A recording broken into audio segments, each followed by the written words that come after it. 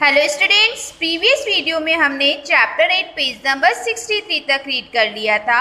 Now page number 64। Who can see how फार?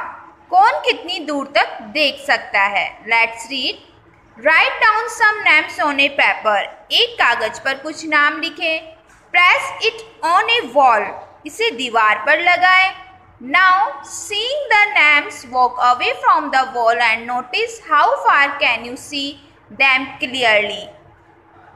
अब नामों को देखते हुए दीवार से दूर चलो और ध्यान दें कि आप उन्हें कितनी दूर तक स्पष्ट रूप से देख सकते हैं। आप क्या करेंगे? एक कागज पर कुछ नाम लिखेंगे, इसे दीवार पर लगाएंगे। अब नाम को देखते हुए दीवार से अब क्या करोगे? दूर चलो और ध्यान दो कि आप उन्हें कितनी दूर तक क्लियरली देख सकते हैं, स्पष्ट रूप से देख सकते हैं। आई स्ट्रक्चर ऑफ ए फ्लाई और ए मॉस्किटो इज वेरी डिफरेंट। अब इसमें बताया गया एक मक्खी या मच्छर की आंख की संरचना बहुत अलग है। They fly away at once seeing any moving object. वे किसी भी चलती हुई वस्तु को देखकर उड़ जाते हैं। Their eyes are different from the eyes of human beings and animals. उनकी आंखें इंसान और जानवरों की आंखों से अलग है। यहाँ कुछ इंसेक्ट्स बताए गए हैं, house fly, mosquito and butterfly.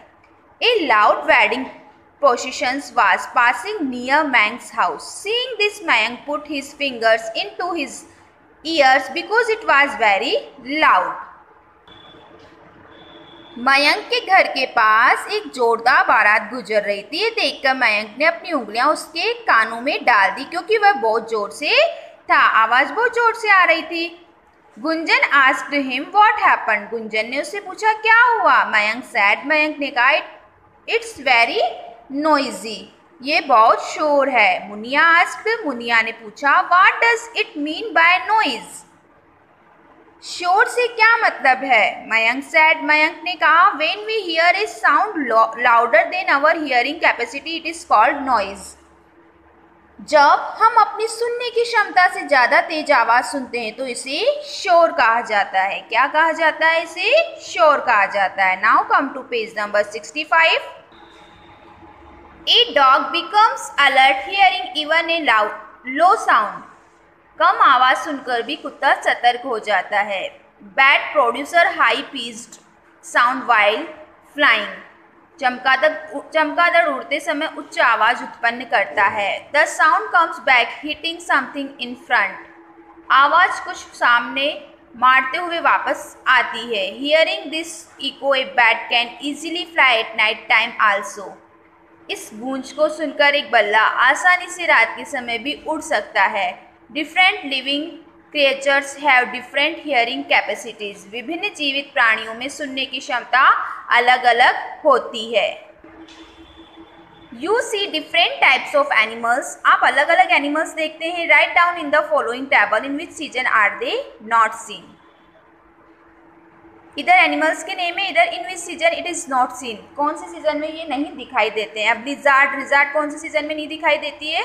Rainy season में और समर सीजन में। Snake also rainy season and summer season, और frog in rainy season. Okay, now come to page number 66।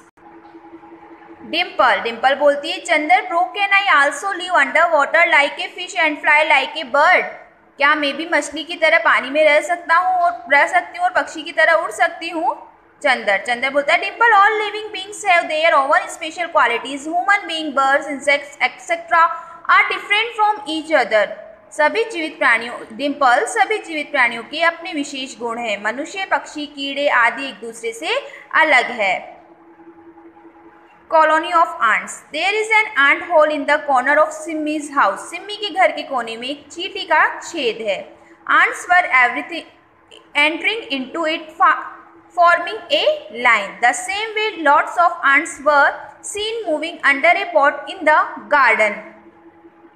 चींटियां इसमें प्रवेश कर रही है, एक रेखा बना रही है। उसी तरह बगीचे में एक बर्तन के नीचे बहुत सारी चींटियां चलती हुई दिखाई दी। It was a bit moist there where the pot was removed. The ants started taking away their eggs. यह वहाँ थोड़ा नम था। जब बर्तन को हटा दिया गया तो चींटियां अपने अंडे को दूर करना शुरू कर दिया। आगे इसमें बताया गया है, hearing Simi her mother told that ants live in colonies groups. They have their own word. Ants live in soil, trees and safe places in house. Simi को सुनकर उसकी माँ ने बताया कि चींटियां कॉलोनियाँ समूह में रहती है, उनकी अपनी दुनिया है। चींटियां मिट्टी, पेड़ों और घरों में सुरक्षित स्थानों पर रहती है। Mother said to Dimple and Chandar, see ants do their work at home collectively. You should also work together.